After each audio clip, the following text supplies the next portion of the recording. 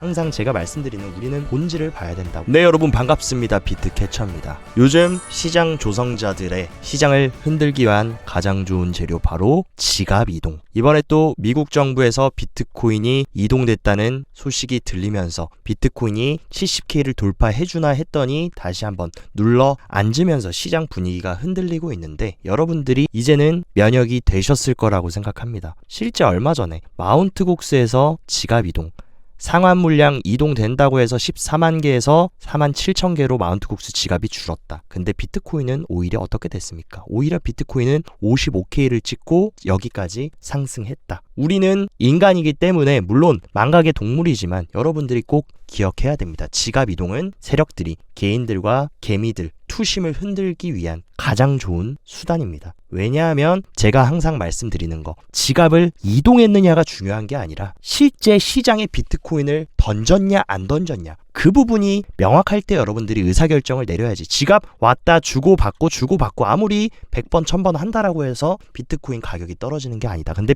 지갑이 이동됐다라는 소식만 듣고 패닉세라고 도망치고 대폭락 나온다. 이렇게 대응해서는 여러분 앞으로도 계속 여러 번의 지갑 이동과 정부 지갑 혹은 대형 고래들의 지갑 이동이 있을 텐데 계속 휘둘리게 된다. 그래서 블룸버그 선임 애널리스트인 제임스 세이파르트 같은 경우는 지금 이 미국 정부의 이동 물량은 코인베이스로의 비트코인 커스터디 예치를 하기 위한 이동이지 매도를 위한 이동은 아니다 라고 얘기를 해줬고, 실제로 미국 비트코인 현물 ETF 거의 대다수의 ETF의 커스터디안이 누굽니까? 코인베이스입니다. 코인베이스는 어떻게 보면 가장 대표적인 미국 기관과 정부의 비트코인 보관소다. 그렇기 때문에 코인베이스로 보냈다라는 거 무조건 매도가 아니라 이제 코인베이스에서 안전하게 미국 정부의 물량도 보관하겠다라고 우리가 해석할 수도 있다. 그리고 코인베이스는 미국뿐만이 아니라 호주 비트코인 ETF에 대한 보관 서비스도 제공하면서 글로벌 모든 기관들의 커스터디안, 보관자가 지금 되려고 하는 모습이기 때문에 우리가 단순히 지갑이 이동됐다가 아니라 매도를 했는지, 미국 정부가 시장가로 코인베이스에서 던졌는지 그 부분을 확인하기 전까지는 섣불리 움직이면 안 된다. 물론 미국이 비트코인을 매도하기 위해서, 독일처럼 매도하기 위해서 코인베이스로 보냈을 가능성도 있습니다. 그런데 중요한 것은 트럼프의 선거 캠프 고문도 얘기를 하고 있습니다. 만약에 민주당이 비트코인 시장의 시장가로 던지고 팔 준비하는 거는 엄청난 정치적 실수가 있다. 왜냐하면은 비트코인에 대한 유권자들이 지금 이번 선거 승패에 굉장히 중요한 핵심 키를 갖고 있고 한 세대의 유권자를 영구적으로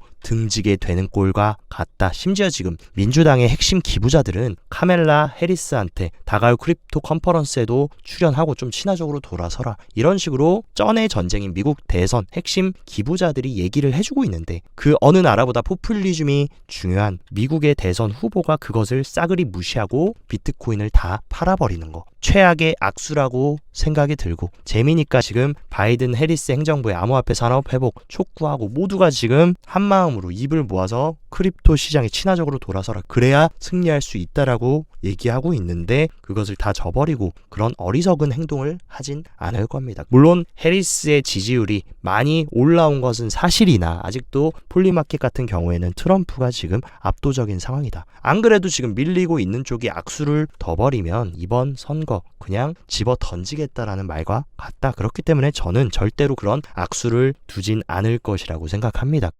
항상 제가 말씀드리는 우리는 본질을 봐야 된다. 우리는 지금 지갑이 여기저기 이동되는 거에 휘둘릴 게 아니라 진짜 비트코인 가격 흐름에 가장 큰 영향을 미치는 가장 큰 수요단 비트코인 현물 ETF의 유입을 봐야 됩니다. 유입은 지금 계속해서 4일 연속으로 들어오고 있다. 이게 지금 지갑 이동보다 더욱더 중요한 겁니다. 오히려 이 ETF로의 유입이 아니라 유출이 가속화되고 큰 유출이 나왔다. 그러면 우리가 두려워해야 되는 거지, 지갑 이동으로 우리가 여기저기 휘둘릴 필요는 없다. 그리고 이더리움 현물 ETF 같은 경우도 굉장히 큰 물량, 4억 달러, 3억 달러, 3억 달러, 3억 달러 물량의 이더리움이 그레이스케일에서 계속 유출이 되고 환매가 됐지만 2억 달러로 줄어들면서 확실하게 우리가 알 수 있는 거, 점점 매도 압박이 줄어들고 있다. 그리고 전체 토탈도 보면 매도 압박이 세 자릿수에서 두 자리로 줄어들었다.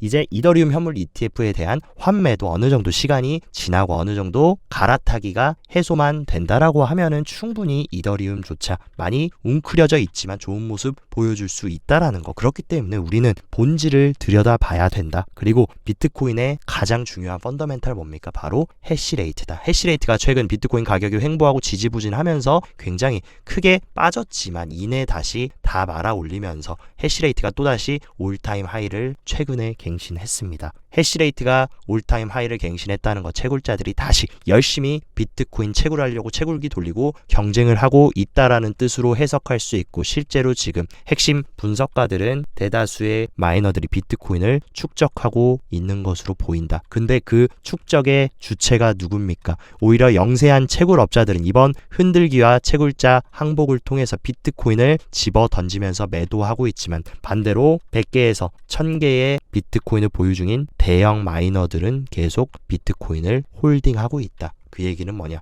완벽한 손바뀜이 진행됐고, 이들은 왜 비트코인 계속 보유하고 있을까? 왜냐하면 가격을 올려서 비싸게 팔아야 더 큰 이윤을 남길 수 있기 때문에 알고 있는 겁니다. 그리고 또한 오늘 미국 정부의 비트코인 이동보다 사실은 더 중요한 메인 이벤트는 바로 블랙록의 ETF 및 인덱스 투자 부문 CI 사마라 코엔이 방송에 나와서 어떤 얘기를 했냐? 이더리움 ETF에 대한 이야기를 하면서 추가적으로 올해 말 정확하게 얘기해줬습니다. 올해 말과 2025년까지 블랙록의 핵심 펀드 포트폴리오에 암호화폐 ETF를 얼로케이션 할 거다. 이게 진짜 핵심이고 본질이다. 블랙록의 운용자산은 얼마입니까? 세계 1위 자산 운용사이고 하나로 1경원에 달하는 정말 말도 안 되는 돈을 굴리는 그런 운용사가 올해 말부터 2025년까지 본인들의 핵심 펀드들의 크립토를 얼로케이션 하겠다. 1%만 배분해준다라고 해도 어마어마한 수요가 들어올 수 있는 그런 핵심 이벤트고, 우리는 진짜 시장을 컨트롤하고 있는 거 누굽니까? 지금 블랙록의 CEO 레리 핑크. 이 자본주의 시장에서 가장 파워가 센 1위 세력이 어떤 판을 짜고 있는지를 우리는 봐야지. 마운트국 지갑이 이동됐다, 독일이 이동됐다, 미국 정부에서 이동됐다. 이동된 게 뭐가 중요합니까? 이동돼서 판다라고 해도 그만큼 사줄 사람, 이 사줄 사람이 있다라고 하면은 우리는 선동당할 필요가 없다라는 거. 그렇기 때문에 중심과 코어를 단단히 잡는 게 중요하다. 그리고 위썸트리의 CEO까지 어떤 얘기를 했냐? ETF 추정과 RWA 토큰화는 향후 몇 년 안에 암호화폐를 주류로 끌어올릴 거다. 왜 이런 초대형 핵심 기관 CEO들이 다 입을 모아서 크립토를 칭찬하고 RWA에 총력을 다할까? 이제 비트코인 현물 ETF 시장에 나온 지 해봐야 6개월 지났습니다. 여기서 얘네가 이거 6개월 해먹고 끝내려고 어렵게 SEC 설득해서 출시한 것이 아니라는 거. 일반 개인들이나 헤지펀드처럼 단기 트레이딩하고 단기 차익 내고 롱 잡고 숏 잡고 이런 기관이 아니라 중장기적인 뷰를 보고 상품을 보는 사람들이 이런 얘기를 해준다라는 거, 그 부분이 우리가 집중을 해야 되는 부분이라고 말씀을 드리는 겁니다. 크립토 시장의 거물이 마이크 노보그라츠까지 미국의 국가 부채에 대한 경고 발표, 위기에 대한 유일한 해결책이 있다라고 주장을 하면서 그 부채 위기 상황 어떻게 타개할지 바로 오는 8월 1일 이번 주 목요일 FOMC 기자회견과 금리 결정에서 파월이 마침표를 찍어 줄 겁니다. 그래서 이번 FOMC 같은 경우는 당연히 시장 컨센서스 금리 동결 확률이 거의 95%고, 중요한 것은 이번 FOMC가 아니라 바로 다음 9월달 FOMC에 금리를 내려줄 건지 말 건지, 앞으로 통화 정책을 어떻게 지금 CME 페드워치의 컨센서스대로 계속 금리를 내려줄지, 그 부분에 우리는 집중을 해야 된다. 그래서 중요한 거, 연준의 7월 회의는 9월에 대한 모든 것, 이 파월의 입에 모든 것이 달려 있습니다. 그래서 파월이 어떤 얘기를 해주느냐, 그리고 왜 미국은 금리를 내려줄 수밖에 없냐. 어떻게 보면 미국의 전반적인 인플레가 안정되고 있고 고용시장이 잡히고 있고, 이런 표면적인 것도 중요하지만 지금 미국의 부채, 이자에 대한 부담이 너무나도 큽니다. 현재 미국의 GDP 대비 순이자 부담 비율을 보면 2008년 금융위기 당시보다도 훨씬 더 이 부채에 대한 이자 부담이 커지고 있는 상황. 이자 부담이 커진 이유 뭡니까? 금리를 엄청나게 가파르게 계속 올랐기 때문에 지금 국방비보다도 더 큰 천조국이라는 미국이 지금 이자 내는 돈을 국방비보다 더 쓰고 있다. 그렇다라고 하면 이 이자 비용 낮추고 재정 적자 줄이려면 어떤 결정 해주는 게 제일 좋습니까? 파월이 딱 나와서 땅땅땅 이제 물가 잡혔고 고용도 위축되고 있으니까 금리 내려줄게요 하면은 이 이자에 대한 부담도 해결시킬 수 있는 것. 그렇기 때문에 파월에 제가 봤을 때 선택지는 9월에 금리 인하 해줄 수밖에 없는 흐름으로 갈 것이다. 이 부분을 여러분들이 체크해야 되고, 유명 월가 분석가인 톰리까지 연준의 금리 인하가 비트코인 상승 주요 촉매제가 될 수 있다. 왜냐하면 비트코인은 유동성에 굉장히 밀접하게 움직이는 특성이 있고, 그리고 지금 유동성의 사이클이 어떤 사이클입니까? 기나긴 코로나 때 엄청나게 경기 부양하기 위해서 풀었던 돈, 그 돈 회수하기 위해서 지금 21년부터 23년 초까지 계속 유동성 쪼였다가 이제 23년을 들어서서 확실하게 유동성 풀어주면서 다시 유동성을 확장시키는 그 국면에 들어왔다. 우리가 어떤 국면에 들어와 있느냐를 여러분들이 판단하셔야지 여기서 잔파동 움직이는 거를 볼 게 아닙니다. 유동성의 사이클 흐름이 어떻게 가는지, 유동성을 쪼이고 있는지 풀고 있는지 이것을 잘 보셔야 우리가 시장에 속지 않고 세력들의 흔들기에 뒤통수를 맞지 않을 수 있다. 지금은 뭐냐? 금리 계속 올리면서 유동성 쪼이는 시기는 지나왔고, 금리 인하하면서 유동성 풀어주면서 시장에 돈을 공급해주는 그 사이클에 우리는 진입했다라는 거. 그럼 중장기적인 시장이 어떤 방향성으로 갈지는 너무나 명확하다라는 것을 여러분들이 인지를 하셔야 된다. 또 굉장히 중요한 소식, 미국발 스테이블 코인인 PYUSD가 솔라나 네트워크 기반에서 스테이블 코인 공급이 이더리움의 격차를 좁히고 있다. 그러니까 미국의 스테이블 코인은 어떤 거 있습니까? 바로 블랙록이 지원하고 있는 서클사의 USDC, 그리고 페이팔이 발행하는 PYUSD가 있습니다. 근데 이미 USDC는 솔라나 네트워크를 가장 적극적으로 활용하고 있다는 거 너무 공공연한 사실이고, 미국이 솔라나를 밀어주고 있다는 거 너무나 확실하다. 근데 여기서 PYUSD 스테이블 코인 공급조차 솔라나가 지금 이더리움을 적극적으로 따라잡고 있다라는 거. 미국이 밀고 있는 이번 사이클의 주인공은 누굽니까? 바로 미국이다. 미국이 밀고 있는 레이어 1이 뭔지, 그리고 미국이 밀어주는 코인들의 포텐셜이 얼마나 더 높을지는 아마 여러분들이 더 잘 아실 것이라고 생각합니다. 그리고 실제로 솔라나의 파워가 어디서 드러나고 있냐? 지금 탈중앙화 거래소 덱스 시장의 점유율이 CX 중앙집중형 중앙화 거래소를 앞지르면서 역대 최고치를 경신했다. 근데 이 덱스 시장의 점유율을 견인한 게 누굽니까?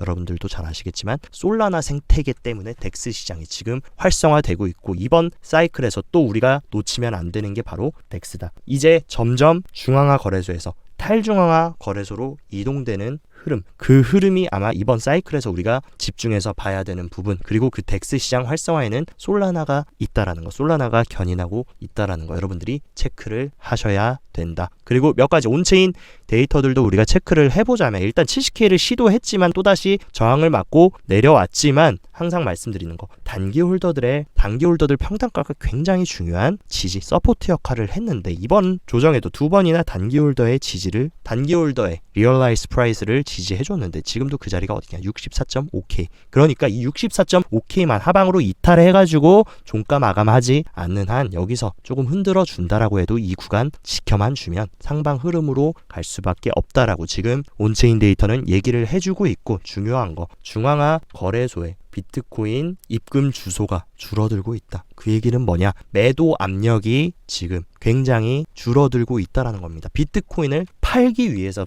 거래소로 보내가지고 팔려는 사람이 없다. 그 얘기는 뭐냐? 매도 압력은 없고 오히려 지금 ETF로의 유입이 꾸준하게 들어오고 있기 때문에 수요와 공급에 의해서 공급은 없는데 수요는 계속 들어오고 있다. 지금 이런 식으로 지갑 이동으로 패닉셀 유도하고 퍼드로 개미 털기만 어느 정도 끝나간다면 매도할 사람은 없고 계속 사줄 기관들은 늘어나고 있는 추세이기 때문에 중장기적으로의 방향성은 너무나 정해져 있다는 것을 의미합니다. 그리고 아마 이번 사이클에서 코앞에 다이아몬드 광산을 두고 너무나 지쳐버려가지고 등을 돌리고 포기하고 시장에서 퇴출되신 분들이 매우 많을 것이라고 생각합니다. 하지만 우리는 뭐냐? 다른 분들은 몰라도 적어도 저희 캐처 커뮤니티 같은 경우는 아직도 우리가 이 금강을 채취하고 유종의 미를 거두기 위해서 계속해서 남아있는 이 벽돌들을 파헤쳐 나가야 되고, 우리가 그토록 원했던 이 광산의 엄청난 다이아몬드를 손에 쥐고 시장에서 당당하게 승리를 하고 나와야지. 지금 여기까지 와가지고 이만큼 남았는데 포기하고 돌아서기는 너무나 아쉽습니다. 적어도 우리는 이런 코앞에 광산을 두고 포기하는 사람이 아닌 계속해서 정진해서 이번 사이클 끝까지 가서 유종의 미를 거둘 수 있는 그런 소수에 선발되는 분들이 되셨으면 좋겠습니다. 오늘 영상도 시청 진심으로 감사드리고 영상 도움되셨다 하시면 좋아요, 구독 눌러주시고 더 자세한 투자 전략 궁금하다 하시면 영상 하단 고정 댓글에 제가 운영하는 텔레그램 정보방 활짝 열어놨으니까 이쪽 입장하셔서 정보 잘 열람하시고 성공적인 투자 계속 이행해 나가시길 바랍니다. 오늘도 시청 진심으로 감사드리고 여기까지 비트캐쳐였습니다.